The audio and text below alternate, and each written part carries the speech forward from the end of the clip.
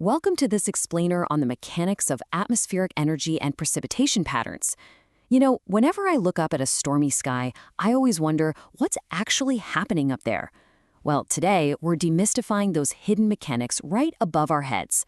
We're going to decode the giant invisible machine that controls our weather, literally step by step. Okay, let's dive into this. It's a question we've all probably asked right after getting unexpectedly soaked.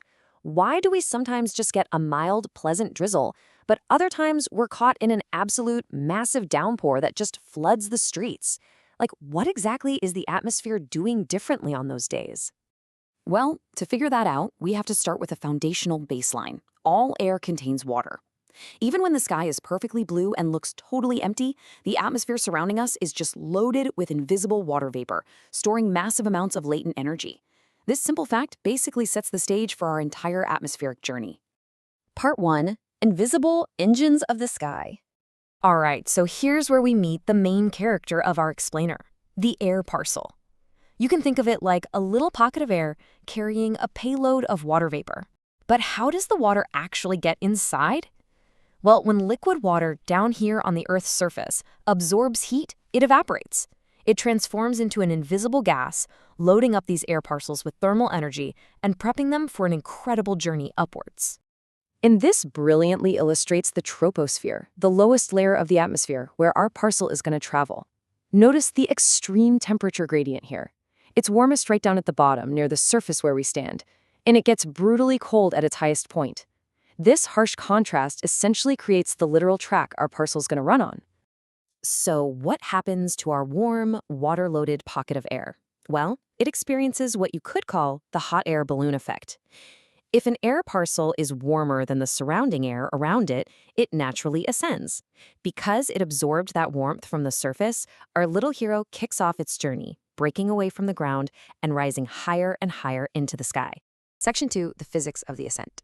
Now, what's really interesting about this slide is how it shows the intense thermodynamic battle happening as our parcel climbs. All right, so step 1, the warm parcel rises into the freezing cold air of the upper troposphere. Step 2, nature absolutely demands equilibrium, right? So energy constantly transfers from the warm parcel to the cold surrounding air. Honestly, think of the cold atmosphere like someone ruthlessly stealing all of your warm blankets in the middle of winter. It just violently pulls the heat away. This transfer continues until step 3, where their temperatures finally completely equalize. And this brings us to the climax of our air parcel's journey. So what's the actual physical consequence of this cooling process? Well, as the parcel loses its energy, the water vapor inside it cools down. Unable to maintain its gaseous form, actually, scratch that, it literally can't hold onto it, it condenses back into liquid water. All these tiny droplets gather up to create clouds. And when enough of those drops combine, they fall right back down to us as rain. Part 3, recipe for a downpour. Let's move to veneer and see how this builds to finally solve our core mystery and reveal the formula for heavy rain. So why the massive variations in how much water actually hits the ground? It all comes down to the starting temperature. When an air parcel starts with a higher temperature down at the surface, it's holding way more initial thermal energy. That means it rises much, much higher into the troposphere before it finally equalizes with the surrounding air.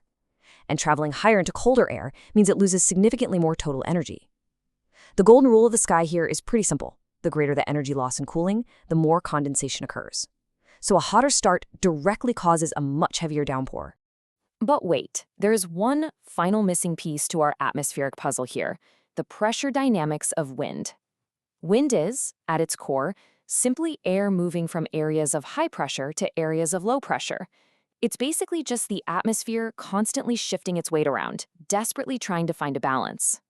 So the crucial point is that wind isn't just some side effect you feel on your face. It's the dynamic catalyst of our entire weather engine. Moving air doesn't just blow from side to side, It can violently push these warm air parcels up into the troposphere. Wind is often the exact thing that forcefully kicks off the whole ascent, just shoving the parcel up into the cold, initiating that energy transfer, and guaranteeing the whole rainy cycle begins. As our source material brilliantly observes, systems go through periods of stability and periods of change. And our atmosphere is the ultimate embodiment of this idea. It's an endless dynamic engine, just constantly shifting between peaceful calm and intense stormy change. And the whole shebang is driven by invisible pockets of water, temperature imbalances, and sweeping pressure changes. Which leaves us with a final thought that might just change how you look at the sky forever.